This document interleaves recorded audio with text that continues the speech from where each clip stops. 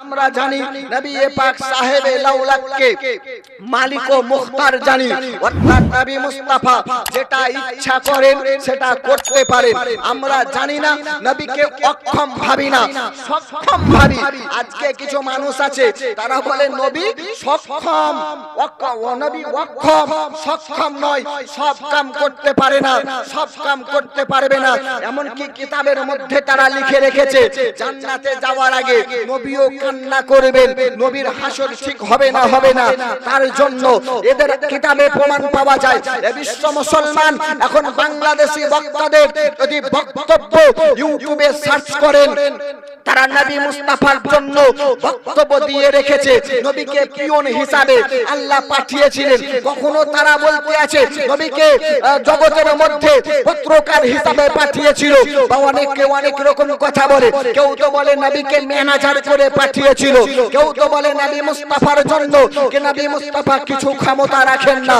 কিন্তু এই বিশ্ব মুসলমান, সুন্নি মুসলমানের আকীদা, জান্নাতি পথের আকীদা, সাহাবায়ে কেরামের আকীদা, নবী মুস্তাফা দুনিয়ায় দাঁড়িয়ে দাঁড়িয়ে চাঁদের দিকে ইশারা যদি করেন, চাঁদকে দুখণ্ডিত করে দেন। এ বিশ্ব মুসলমান নবী মুস্তাফার কাছে ইহুদিরা এসে জিজ্ঞাসা করলো, মক্কাবাসী এসে প্রশ্ন করলো, ইয়া রাসূলুল্লাহ, ইয়া হাবিবাল্লাহ, নবী যদি আপনি নবী হন তাহলে আমাদেরকে কোনো মুজিজা দেখাও, আমাদেরকে কোনো মুজিজা দেখান। কি মুজিজা দেখব? নবী জিজ্ঞাসা করলেন, বলতেছে মুজিজা যদি দেখাবেন তাহলে দেখান, না তো কি?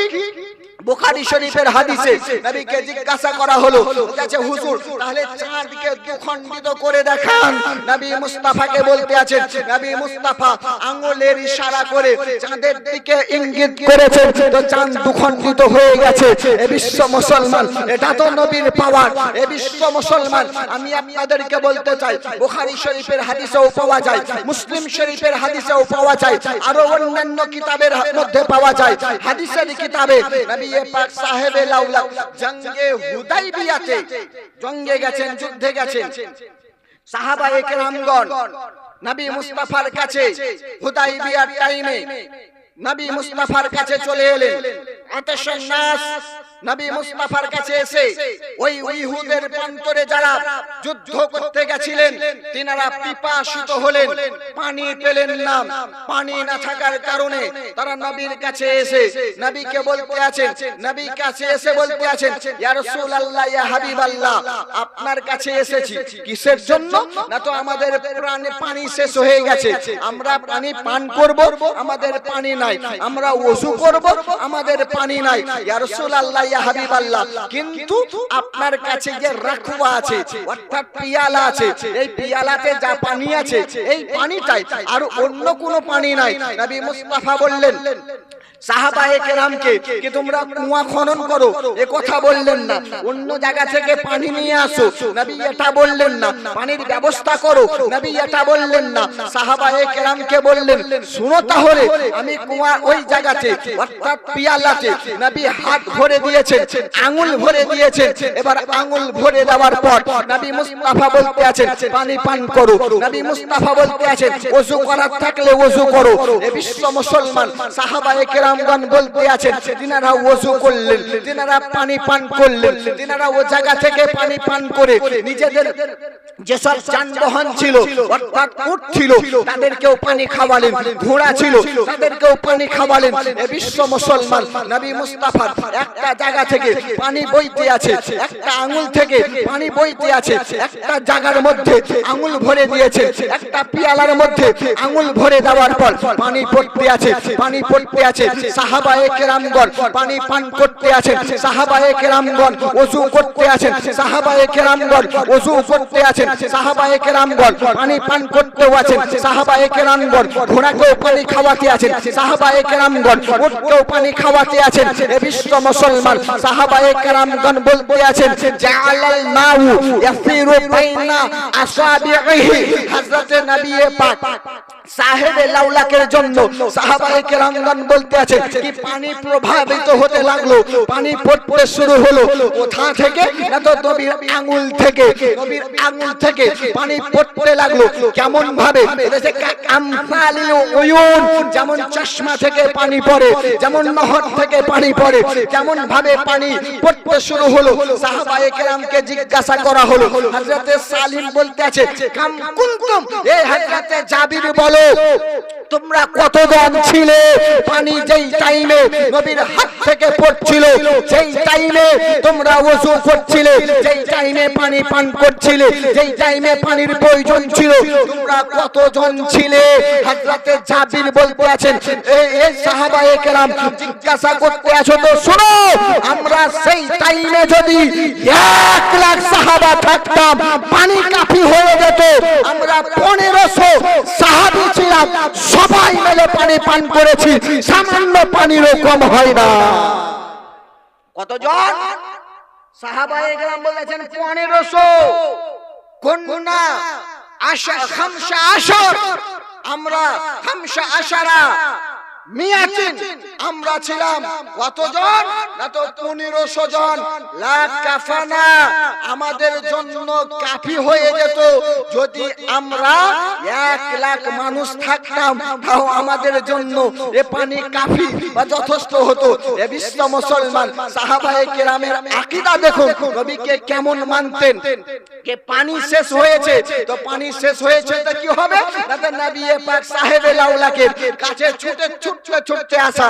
তাদের তো ঈমান আকীদা আলাদা ছিল, আমাদের মতন নাই। তারা তো নবীকে মালিক ও মুখতার জানতো, তারা তো নবীকে মালিক ও মুখতার মানতো। তারা তো নবী পাক সাহেবে লাউলাকের জন্য জান নিশাওয়ার করতো। তিনারা বলতে আছেন, ইয়া রাসূলুল্লাহ, ইয়া হাবিবাল্লাহ, পানির ব্যবস্থা করে দিন। পানির ব্যবস্থা নবী করে দিলেন। এবার আঙুল থেকে পানি বার হতে শুরু হয়েছে, সবাই পানি পান করে। সাহাবায়ে কেরামকে জিজ্ঞাসা করা হলো, জাবির তোমরা কতজন ছিলে? তো জাবির তো বলতে পারতেন, আমরা 1500 ছিলাম, আমাদের জন্য যথেষ্ট হয়েছিল। কিন্তু জাবির বলতে আছেন, যদি আমরা ওই জায়গার মধ্যে 1 লাখ সাহাবীয়ে রাসূল থাকতাম, তাও আমাদের জন্য যথেষ্ট হতো। 1 লাখ মানুষ থাকতাম, তাও আমাদের মধ্যে যথেষ্ট থাকতো। এ বিশ্ব মুসলমান, এটাই তো আমাদের আকীদা।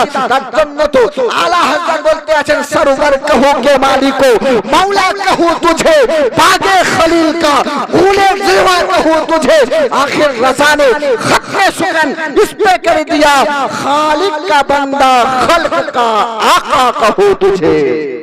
আল্লাহ পাক খালিকে কায়নাত নবী পাক সাহেবে লাউলাকে সারা সৃষ্টির শ্রেষ্ঠ করে নবীকে পাঠিয়েছেন। এটা তো নবীর ঘটনা, নবীর গোলামের ঘটনা শুনবেন। ইনাদের কতটা পাওয়ার, নবীর গোলামেরাও এতটা ক্ষমতাবান শক্তিবান। আল্লাহ তিনাদেরকে বানিয়েছেন যে তিনারাও পারেন। হযরতে আমর ইবনে আস রাদিয়াল্লাহু তাআলা আনহু মিশরের গভর্নর, বাদশা। কি নাম বললাম? আমর ইবনে আস, মিশরের বাদশা। এবার মিশরের বাদশার কাছে গভর্নর, তার কাছে আসা হলো। ওই এলাকার মানুষরা এসে বলতে আছে, হুজুর, না তো কি হলো, না তো কিছু বিষয় আছে। না তো কি বিষয়? না তো আমাদের নীল নদ শুকিয়ে গেছে। কি হয়েছে? নীল নদ শুকিয়ে গেছে। তাহলে কি করতে হবে? না তো হুজুর, আমাদের প্রথা অনুযায়ী, নিয়ম অনুযায়ী প্রত্যেক বছর নীল নদ শুকিয়ে যায়। আমাদের করণীয় কি হয়? তোমরা করণীয় কি করো? এত একটা যুবতী মেয়েকে, একটা যুবতী সুন্দর অপূর্বা মেয়েকে সাজিয়ে কুজিয়ে যতক্ষণ অবধি নীল নদে না দেওয়া হয়, নীল নদের পানি চালু হয় না। হযরতে আমর ইবনে আস বলেন, এটা ইসলামের কোনদিন আইন নয়, এটা ইসলাম কোনদিন করতে পারে না, এটা মুসলমান কোনদিন করতে পারে না। বলতে আছে, হুজুর তাহলে কি করব? যে তোমরা থামো, ব্যবস্থা করতে আছি। হযরতে আমর ইবনে আস চিঠি লিখলেন। চিঠি লেখার পর হযরতে উমরে ফারুকের কাছে পাঠিয়ে দিলেন। কার কাছে? উমরে ফারুক রাদিয়াল্লাহু তাআলা আনহুর কাছে। উমরে ফারুক রাদিয়াল্লাহু তাআলা আনহুর কাছে চিঠি আসা হলো। উমরে ফারুক বললেন, দেখলেন। তো দেখার পরে বলতে আছেন, ঠিক আছে, এ আমার ইবনে আস, তুমি যেই কথা বলেছো সত্য কথা বলেছো। ইসলাম কাউরি উপরে অন্যায় করে না, ইসলাম এরকম বেহায়াকে প্রশ্রয় দেয় না, তুমি ঠিক কথা বলেছো। তাহলে এক কাজ করো ওমর ইবনে আস, আমার ইবনে আস, তুমি একটা কাজ করো, আমি একটা চিঠি লিখে দিলাম, ওই চিঠিটা নিয়ে তুমি নীল নদে দিয়ে দিবা। কি করবা? নীল নদে ঢেলে দিবা। কি দিলেন হযরত ওমরে ফারুক? চিঠি একটা। চিঠি নিয়ে আসার পর হযরত ওমর ইবনে আস চিঠিটা নিয়ে ওই নীল নদে দিয়ে দিলেন। লিখেছেন কে? হযরত ওমর রাদিয়াল্লাহু তাআলা আনহু। দিতে আছেন কে? ওমর ইবনে আস। এরও আকীদা দেখেন কেমন। আজ মানুষ বলে তাবিজে কি হবে, তাবিজ দিয়ে কি হবে, তাবিজে কিছু কাজ হয় না। এ বিশ্ব মুসলমান কোরআনের আয়াত পড়ে যদি দেওয়া হয় অবশ্যই কাজ হবে। আমরা বলি তাবিজ যদি শরীয়তের আইন অনুযায়ী হয় তাবিজ ব্যবহার করা জায়েজ আছে। যদি তাবিজে গাছপালা লিখে ভর গাছপালা দেওয়া হয় তাহলে ওটা ঠিক হবে না। তাবিজে যদি কোরআনের আয়াত লিখে দেয় বা কোরআনের আয়াতের নকশা লিখে দেয় তাবিজ ব্যবহার করা যাবে। হযরত ওমর ইবনে আজকে হযরত ওমরে ফারুক চিঠি লিখে দিলেন, বললেন যাও এই চিঠিটা কি করবা না তো নীল নদে দিয়ে দিবা।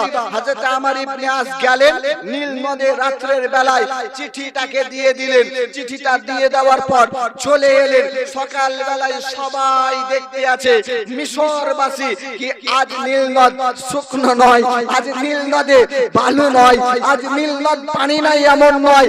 যতটা পানি প্রবাহিত হয় বা যতটা পানি চলে তার চাইতে দ্বিগুণ পানি চালু হয়ে গেছে। হযরত ওমর রাদিয়াল্লাহু তাআলা আনহুর লিখনি পাওয়ার পর কি লিখেছিলেন উনি, কি দিয়েছিলেন, কেমন হুকুমত দেখেন। পানিকে বলতে আছেন ইনতাজরি, তুমি যদি চলো নিজে থেকে তাহলে চালু হইও না।